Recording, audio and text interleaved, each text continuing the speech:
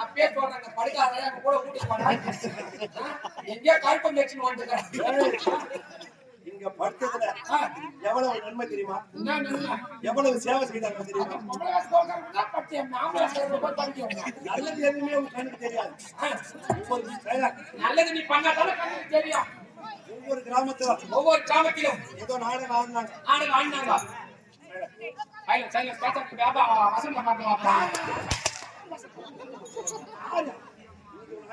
பார்த்தாலும் என்ன நன்மை சத்தியமா காலையில தான் சொன்ன தம்பி மேலாம் அடிக்க மாட்டாங்க.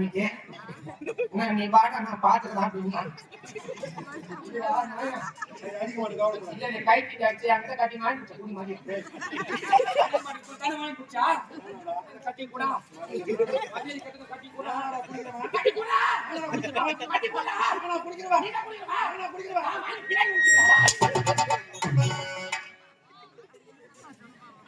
அச்சிட்டு அச்சிட்டு பைத்தியம் பூசு பூஜை பண்ண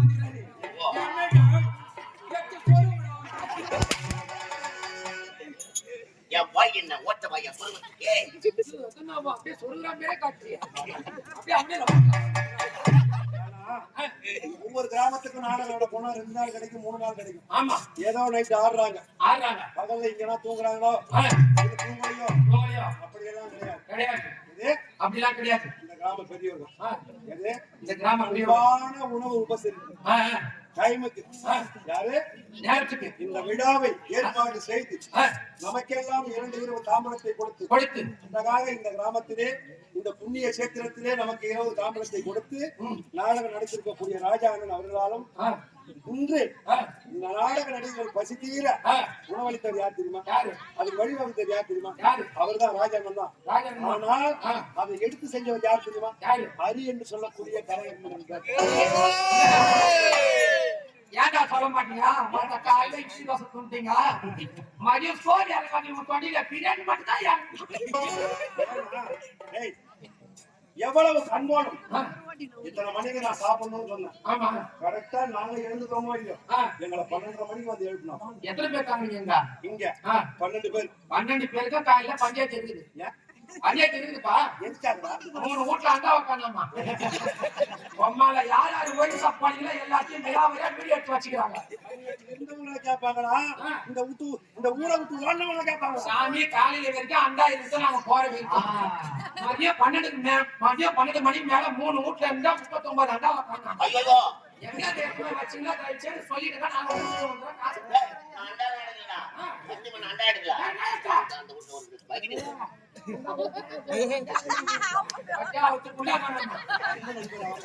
வச்சிருந்த 2 குண்டான காணாமா நீ வச்சிருந்த 2 குண்டான காணா அப்ப நீட்டா அண்டாக்குதா சொல்லி இருக்குதா இல்லையா? அது ஊறி முட்டாங்களா? நீ கேக்குறியா? அவர் யாரு தெரியுமா? அவர்தான் ஹரி என்று சொல்லக்கூடிய அவர் தான் பிரியாணி வாங்கிட்டு போறா. ஆமாடா. வீட்டுல காலையில மிளகா தருவாங்க காசுக்குதா? என்ன பையன் உனக்கு பிரியாணி வாங்கிட்டு ஏன் உனக்கு சுகர் பி பேருக்கு சொல்லிட்டு எங்கேயா சூத்திர செத்துறேன்னா 4 லட்சம்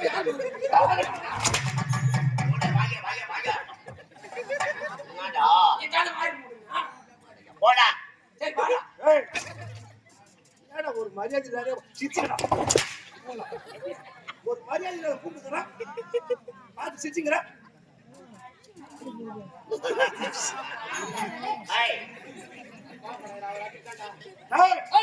எஜமான் எப்பொழுது வருவா? எஜமான் சூப்பர் பட ரஜினி.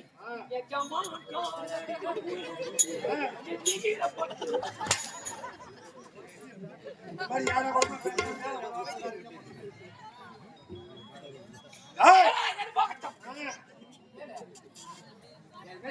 இது எந்த நாடு?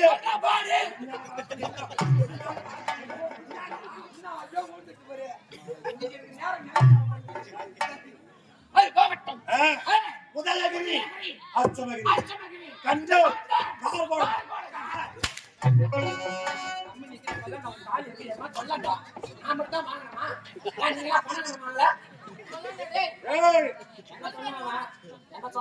என்னுடைய மூதாதியர்கள் யார் யார்? 1000 1000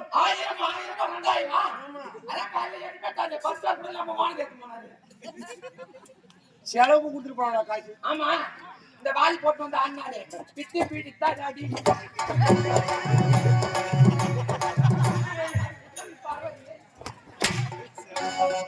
வாலிக்கா பித்து புடிச்சு போச்சு. யாரு பித்து பிடிச்சிருக்காங்க பித்து புடிச்சு யாருக்கு தெரியுமா? யாருக்கா அவன் தாண்டா. யாரு அவர்தானா அதுதான் புடிச்சு போச்சு. அவர்தானா யாருக்கா கம்பெனி ஓனருக்கு.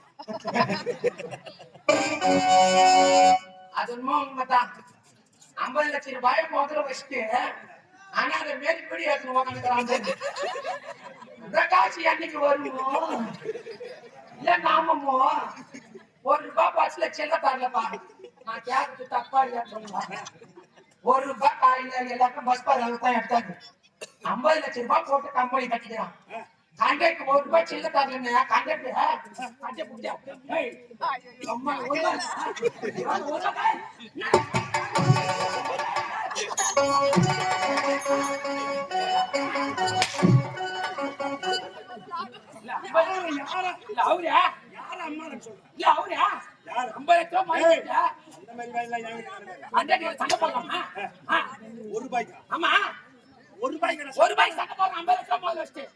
அவன் என்ன பண்ணா இருப்பான் அவனை சொல்லி தப்பு இல்ல அந்த மாதிரி எல்லாம் சூரியகாசம் போட்டாங்க பத்தியா என்னுடைய மூதாதையர்கள், என்னுடைய தாயாதிகள் 1000 1000. நான் என்ன சொல்லிட்டு வரேன் என்ன சொல்லுதாயா? அது சூரியகாசம் போட்டு மேல மேல 2 பப்பன் அடிக்கிறாங்க அந்த பொட்டை மூஞ்ச பண்ணியா பூ அது எங்கேயா அது மூணுல எங்கடா சொல்லி கொடுக்குறா? 4 பேருக்கு கேட்க போக கூடாது விஷயத்த 400 பேருக்கு கேட்க வைக்கிறீங்க. அவங்க குலதெய்வம் மாட்டே இருக்கிறான் அவங்க குலதெய்வம் ஆகி நான் அதே மிளகிறேன்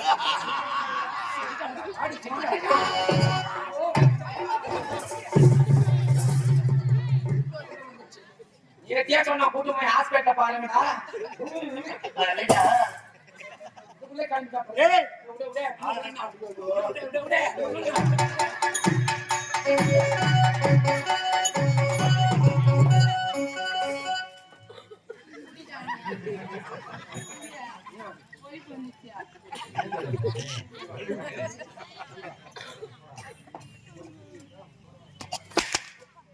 இன்னைக்கு போன டிபன் வாங்கி கொடுத்தாரா? ஒருவேளை டிபன் வாங்கி கொடுத்திருந்தாக்கா அதனால சோகமா பேசல வாணிகளுக்கு எல்லாருக்கும் செஞ்சில ஆன்ஸ் வாங்கி கொடுத்தாரு அவனுக்கு கூலி வாங்கி கொடுக்குறாரு அதனால தான் சோகம் வளரும் பிள்ளை ஏன்டா இந்த மாதிரி வளரும் தான் கூலி போடுறான் வெங்கடேஷா இங்க வா. நீ கொண்டா துண்டு பிடி போறி குடிக்கிற சொல்றேன் உண்மையில வெளியே சொல்ல மாட்டான் எந்த வேலையா இருந்தாலும் முதல்ல அந்த வேலையை நல்ல வேலையா முதல்ல செஞ்சு தெரிஞ்சுக்கணும். ஏன் தெரியுமா? விளையும் பயிர் முனையிலேயே தெரியும். விளையும் பயிர் முளையிலேயே தெரியும். ஆமா. இது அதெல்லாம் சொல்லுவாங்க. வேடா கம்பு வேடா. சரி பயப்படா. சாட்சி போட்டுச்சா? சரி. ஏன்னா ஆரம்பத்திலே ஒரு சிறிய காரியத்தை தடுத்து நிறுத்தாவிட்டால் பின்பு பெரிதாக வெடித்துவிடும். ஏன்னா ஒரு குறை இருந்தா அந்த குறைய இவற்றை செஞ்சு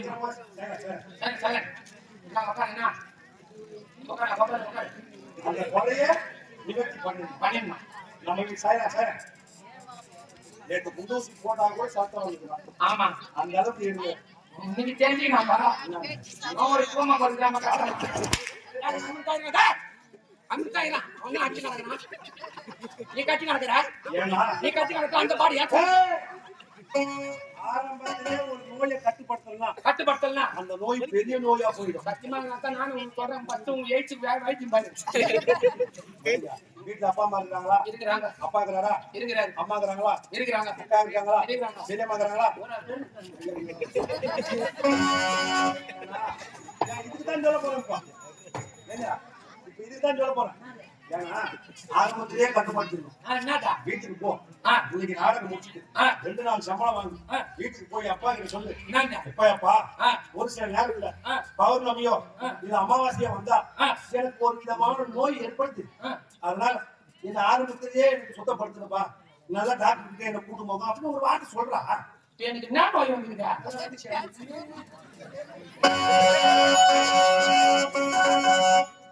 இப்படி வாங்க. நம்ம வீட்டுல அப்பா அம்மா இருக்கிறாங்களா? இருக்கிறாங்களா? இன்னைக்கு நாளைக்கு முடிச்சு நீ போய் சொல்லு. அம்மா எப்பா என் கூட பப்பன் வாங்க இட்லா வாத்து வெங்கடேஷ் பையன் ஹாஸ்பிட்டல் போறானா ஆமா அவன் பக்கத்துல எனக்கு ஒரு பெட்டு போட்டு வை சாப்பிட்டு எதுக்காக போயிட்டு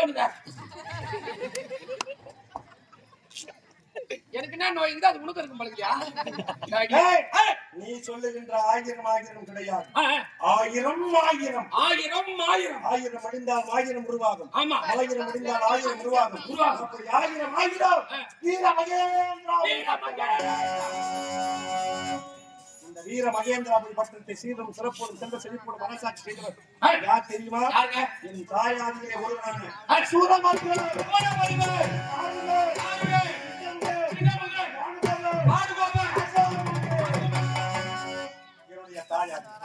சூரமக்கள் என்ன செய்தான் தெரியுமா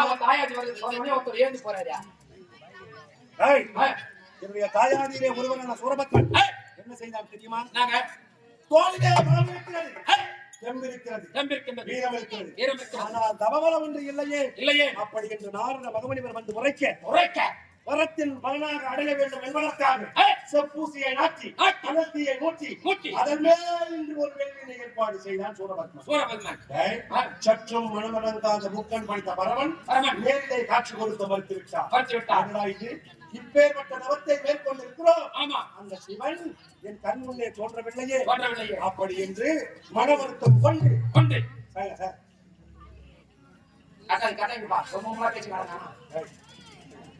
ஒரு அக்கினி குண்டம் ஏற்பாடு செய்து அந்த அக்கினி குண்டத்திலே தன்னுடைய சரீரத்தை தசைகளை திரு சுட்டுகளாக நறுக்கி அக்கினியை போட்டு எரித்தான் சூரபத்மன் மனம் இறங்காமல் வரவே இல்லை சிவபெருமான் என்ன செய்வது என்று தெரியாமல் உயிரையே குற்றவனை நினைத்து அக்கினி குண்டத்திலே சூரபத்மனாகப்பட்டவன் தன் உயிரையே தவம் நின்று விட்டது எந்த தவம் தொடர வேண்டும் என்றால் இந்த தவத்தை யார் தொடர்ந்தது தெரியுமா தம்பி ஆமா அவருடைய தம்பி தாருகன் தொடர்ந்த உடனே புக்கன் படைத்த பரம நேரிலே காட்சி கொடுத்தார் உன் தவத்திலே மெச்சினேன் உனக்கு யாது வர வேண்டும் கேள் என்று அப்படி சொன்னார் சொன்ன உடனே இறந்து போன என்னுடைய அண்ணன் அக்கினி குண்டத்திலே இருந்து அப்படியே உயிரோடு அக்கினி குண்டத்திலே இருந்து சூரபத்மன் உயிரோடு எழுந்து வந்தார் சூரபத்மா உன் தவத்திலே மெச்சினேன் உன் உயிரையை பார்க்காமல் அக்கினி குண்டத்திலே விழுந்து உயிரையை மாய்த்துக் கொண்டாய் அல்லவா உன் தவத்திலே மெச்சி உனக்கு யாது வரம் கேள் அப்படி என்று சிவபெருமான் உரைக்க சூரபத்மன் என்ன வரம் கேட்டான் தெரியுமா யாருமே கேட்கிறாத வரம் தானவ குலத்திலே பிறந்து அரக்க நிலத்திலே வளர்ந்து யாருமே கேட்கிறாத வரம் என்ன வரம் தெரியுமா ஒரு முகம் படைத்த மனிதனாலும் ஒரு முகம் படைத்த மனிதனாலும் இரு முகம் படைத்த அக்கினி தேவனாலும் மூன்று முகம் படைத்த தத்தாத்தியனாலும் நான்கு முகம் படைத்த பிரம்மாவினாலும் ஐந்து முகம் படைத்த சிவமே உம்மாலும் எனக்கு மரணம் என்பதை ஏற்படக்கூடாது பலத்தை வாங்கினான் சூரபத்மன் பலத்தை வாங்கிக் கொண்டு தேவர்களை மாற்றி வதைத்தான் தேவர்கள் என்ன செய்வது என்று தெரியாமல் வரம் கொடுத்தது யார் அந்த சிவபெருமானிடத்திலே முறையிட நீங்கள் சற்றும் கவலைப்பட வேண்டாம் சூரபத்மன் இறக்கும் காரணம் வந்துவிட்டது அப்படி என்று கோபப்பட்டு தன்னுடைய நெற்றிக்கண்ணிலே இருந்து ஒரு